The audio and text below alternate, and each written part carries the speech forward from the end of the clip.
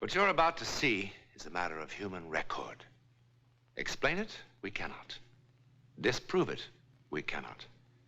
We simply invite you to explore with us the amazing world of the unknown, to take that one step beyond.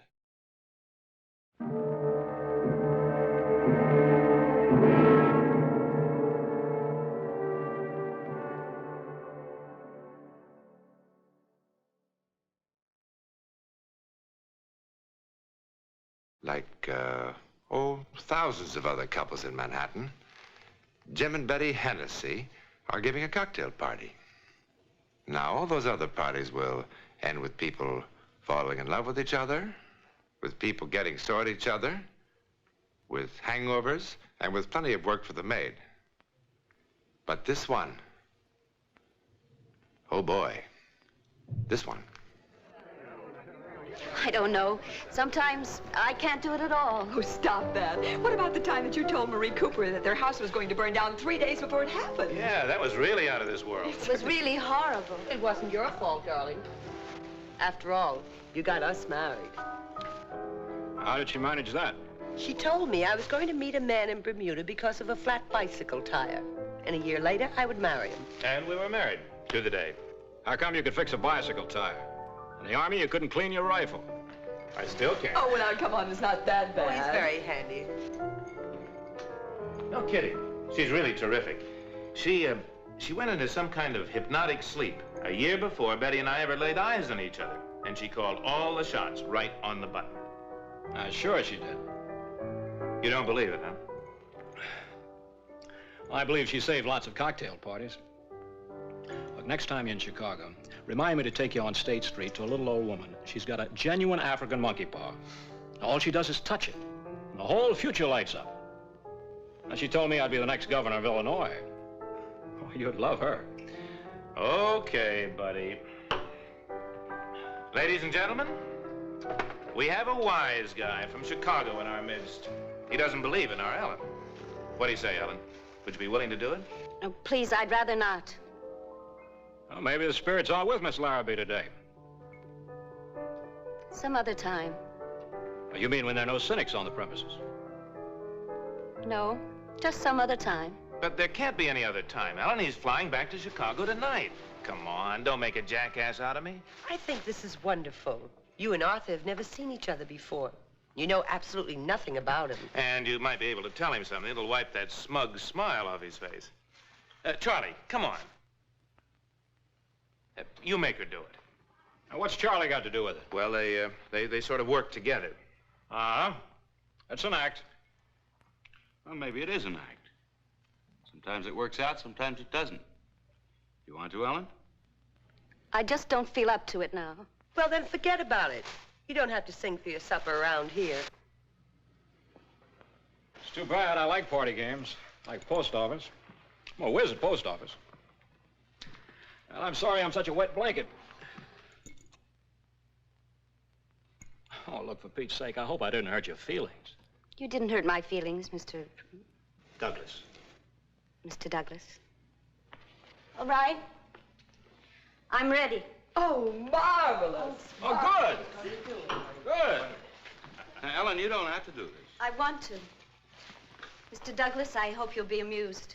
Well, come on, everybody. Get comfortable. Grab a chair. Now the party livens up. Excuse me. Marvelous. All right, Ellen, now close your eyes. Now relax.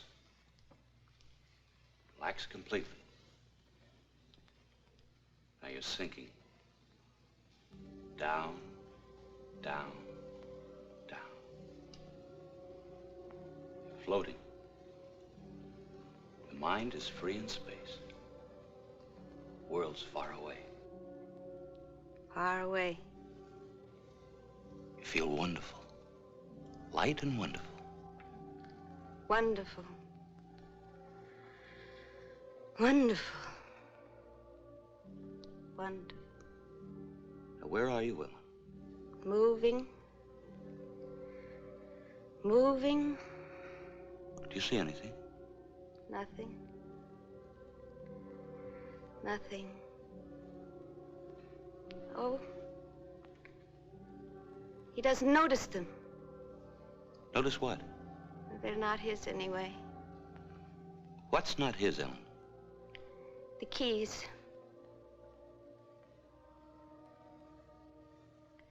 Now it's dark.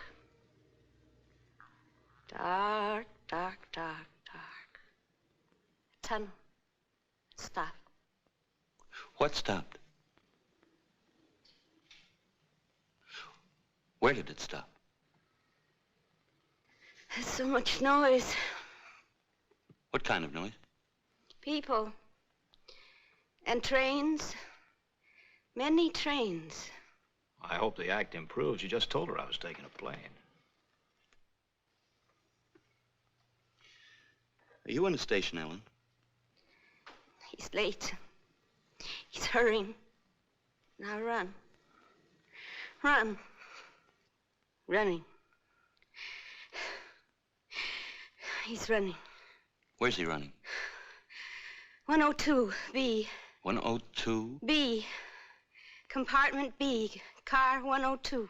Shouldn't someone tell her I'm flying? They shouldn't. They're making him go. Things making him go. Oh, he shouldn't have. He shouldn't have. There's a snake. It's a snake. A snake. A shining gold band. You mean a ring? Yes, a ring. Now I see. To thee, for whose dear love I rise and fall. Oh, isn't that lovely? It must have meant a lot. Whose ring, Ellen? Hers. Hers? Well, well, well. Now, Arthur, if this bores you, we can stop right now. No, don't be silly. Now it's getting interesting. Oh, she's so pretty. Dark hair, Very interesting. traveling suit, gray, fur bow.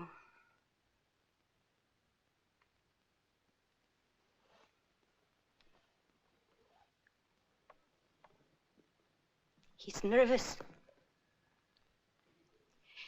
He's frightened. He's spilling her drink. And now he's running. Running. 102, 102, quickly, quickly. Oh, he's so frightened. Oh, he's all alone. In the dark. Ah! The light is blinding.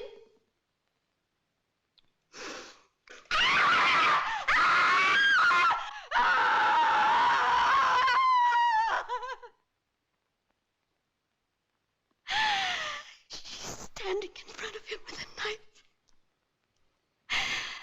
With a knife. With a knife. Ellen. Ellen! You're all right, darling. You're all right now. Well, nothing like this ever happened before, Arthur. I'm sorry. Guess it was a lousy idea. What did I say?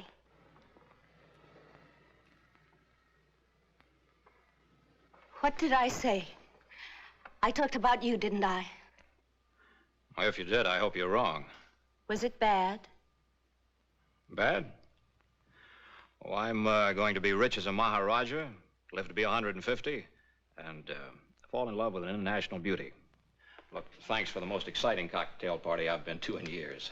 I wouldn't have missed it for the world. Goodbye. Goodbye, all.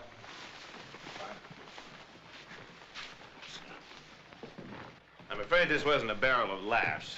Well, have a good trip, Arthur. Thank you. I'm glad you're going by plane. You know something? You really married a spook. But she's good looking. So long, Arthur. All right, bye-bye. I'll see you soon.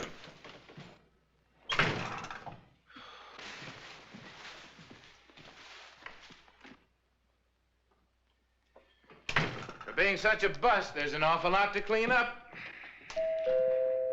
Never mind, Maddie, I'll get it. I wonder who that could be. I hope nobody forgot anything. One thing I can't stand is a party that never ends. Arthur! Hey, where's the party? Well, what happened? Why aren't you in the plane? Well, don't you ever look out your windows? Nothing's leaving Idlewild for who knows how long. What are you going to do? Exactly what your Miss Larrabee said I was going to do. Well, I knew you wouldn't mind my waiting here instead of the station. You're not going to take a train.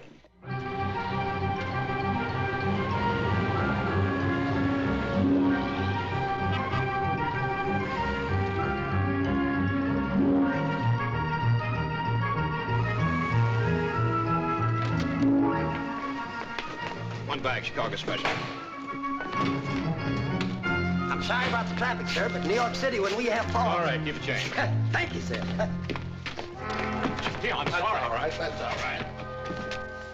Hey, mister! Okay, what? Mister! You dropped your keys, sir. Oh, they aren't mine. Okay. The keys. They're not his anyway. Going right out, sir. Senor!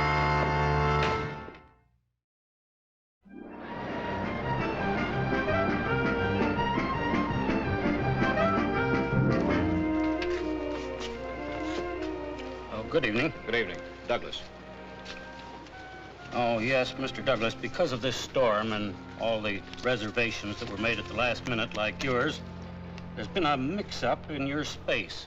Now, I can give you compartment L in car 271 or, let's see, car 102, compartment B. Compartment B, car 102. What were those numbers?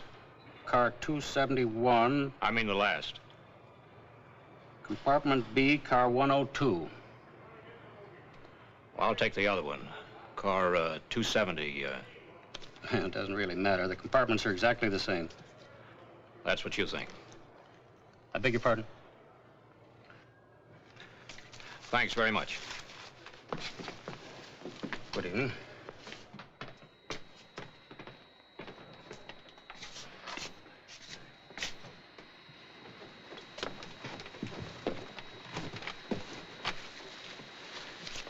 There you go.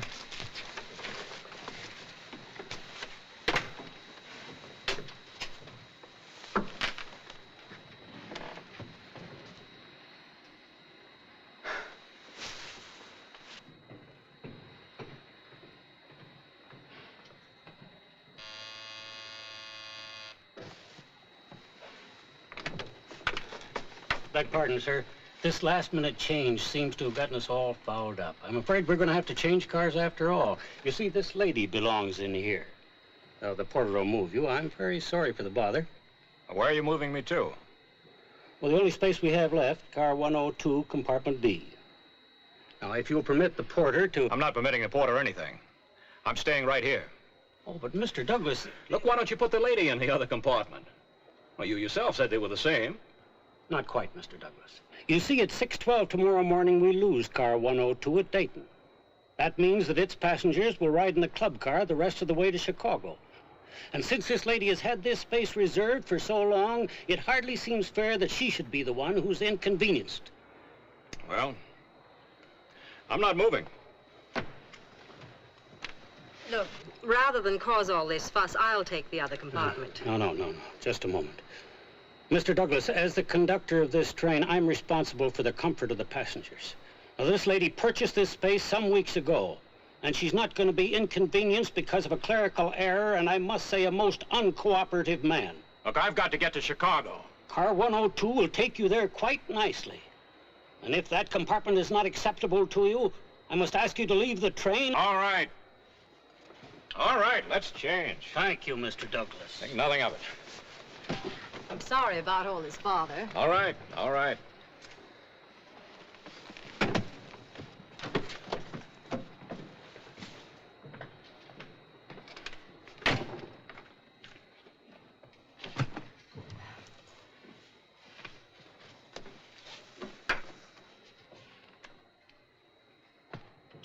aboard!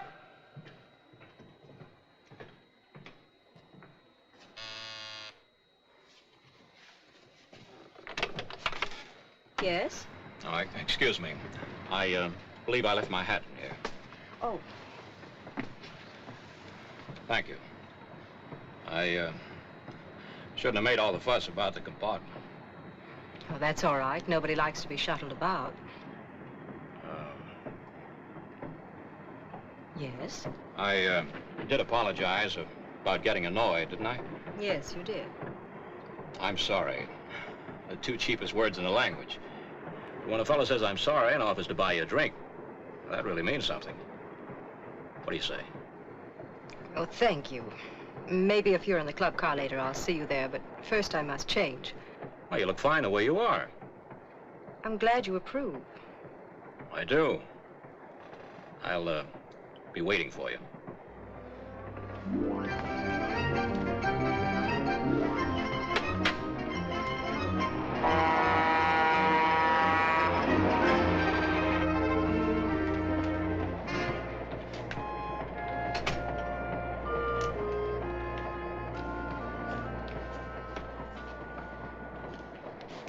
Does that kind offer of a drink still stand?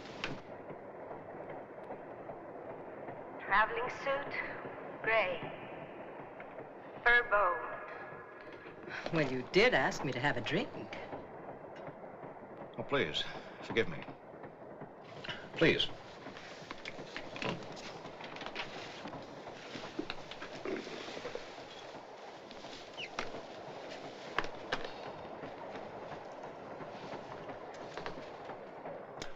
What'll you have? Scotch and soda, if I may. Scotch and soda. Oh, she's so pretty. Dark hair. Is something wrong? I don't know.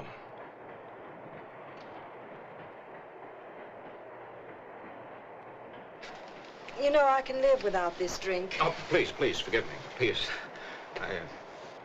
Would you, mind if I ask you a question about, your dress? It's a suit. Tell me, is that what you, call an original? I mean, is that the only one like it? No, I wish it were. I hate to think about it, but there are probably 1,000 women walking around in exactly the same thing. Thank you. Here's to the man in compartment B. Live in Chicago? Not exactly in Chicago. Evanston. Have friends in New York? A few, not many. Tell me, by some wild chance, you happen to know Ellen Larrabee? No, I don't think so. Thank you. Now, you're sure? Quite sure. Now, she's small, brown hair, and her eyes are sort of... I really don't know Ellen Larrabee. I'm glad. What? You want to hear something really crazy? I went to a cocktail party this afternoon. A perfectly normal cocktail party. And then it was this completely average-looking woman there, this Ellen Larrabee. Now, look, I'm the most practical guy in the world. I believe 2 and 2 are 4, period. But this Ellen Larrabee told me that I was...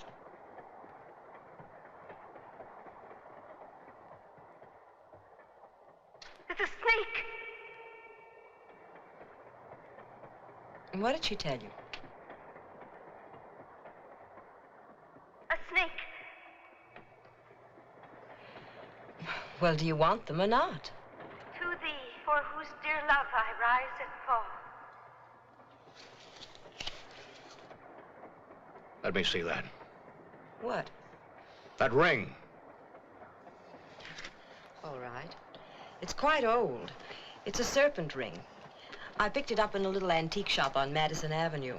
Being a woman, I liked the sentiment inside. To thee, for whose dear love I rise and fall. Isn't that lovely? It must have meant so much. Look, do you know me? Have you ever seen me before? Now, I must know, I must. Did you know I was taking a strain? No, I've never seen you before. Are you feeling all right? Look, my name is Douglas, Arthur Douglas. Now, does that name mean anything to you? Look, Mr. Douglas, it's none of my business, but I really think that you... Oh, this is insane!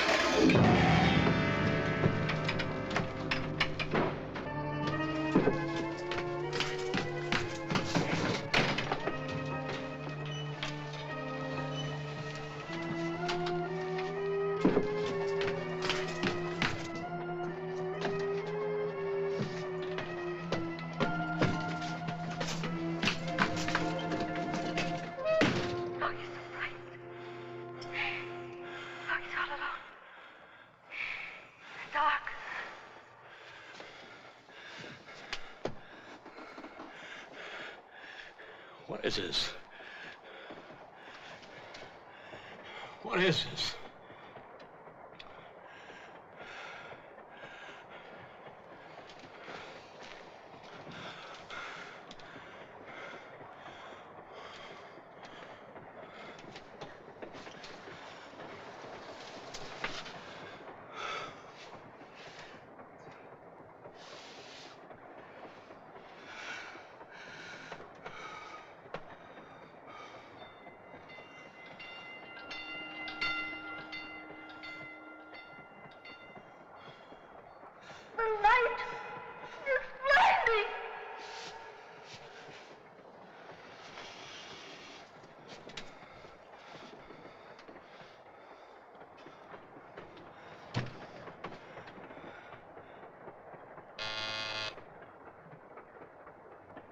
Mr. Douglas?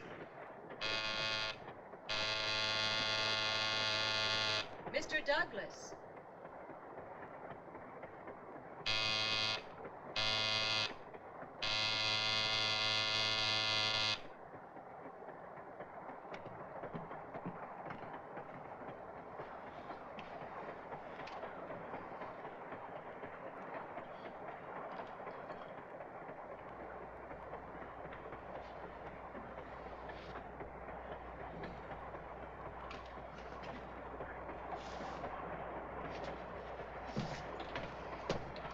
Mr. Douglas.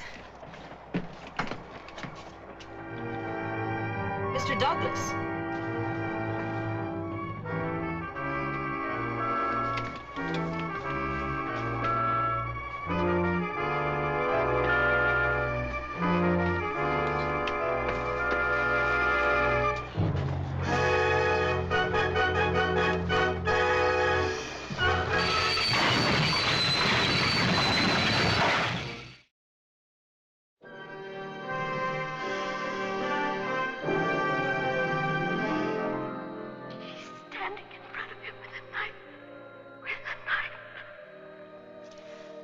Just lie still. You'll be all right now. You've got quite a slice in the head, but you'll be all right. You're lucky. Lucky? Why, sure. Look at the service you're getting. I'm a first-class surgical nurse, and this gentleman here, he's a doctor. Happened to be in the next car. You're gonna be all right. Lost a little blood, that's all.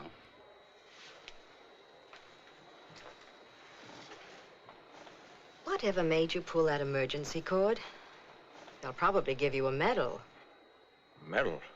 If you hadn't pulled that cord, Lord knows how many people would be dead instead of just shaken up. What are you talking about? I'm talking about the freight train that was stalled on the track 100 yards ahead of us. The signal system failed. We stopped about 6 yards from the caboose. But how did you know that the train was there? I mean, you couldn't possibly have known. No one could have known. No one? Ellen Larrabee knew. How? Well, there are a lot of theories. Precognition, clairvoyance. Some people might even call it a happy coincidence. But does that explain it? I mean, really explain it. To whom it happened, we know. Where it happened, we know. How or why it happened. In a moment, something else to wonder about.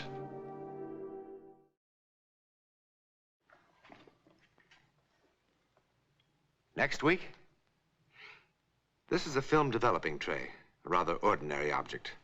But next week, when we take that one step beyond, this commonplace item from a photographer's darkroom will play quite a part in a bizarre story of the unknown world.